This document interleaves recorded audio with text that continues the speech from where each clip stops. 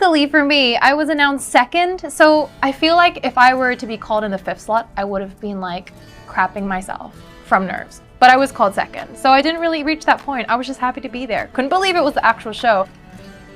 I love also how they panned over to the Philippines lettering. And the crowd was crazy. Like, the cheers inside the Impact Arena were just unbelievable. To hear that much support. Every time I see this footage, I always notice my baby hairs. That's me doing a bad job on my hair. We were told that we have 30 seconds to say something about ourselves to the world, or to the judges.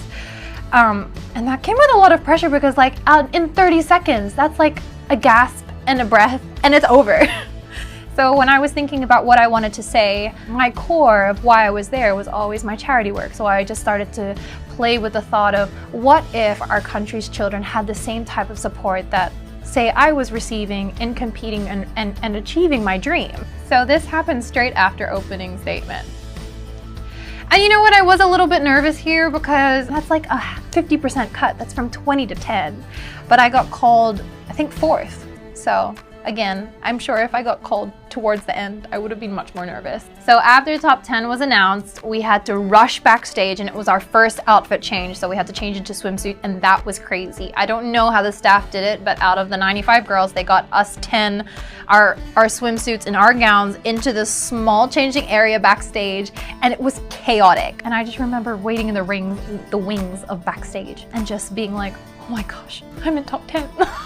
I loved our swimsuits. And just a bit of trivia, because during rehearsal, only 2 of those beautiful capes were available, so I never actually got to practice in a cape. When I walked out on stage, it was my first time ever using the cape or the sarong. So I was a little bit nervous that I might trip on it, but it didn't happen, thankfully. And then it's my favorite. Okay, so aside from being a title holder, I'm also a pageant fan, and every time I watch pageants, evening gown is always my favorite. I was so excited about my gown. It has so much symbolism in it. For anyone that doesn't know, my gown was inspired by the Mount Mayon volcano, which is located in my mother's hometown in the Philippines called Albay in Bicol.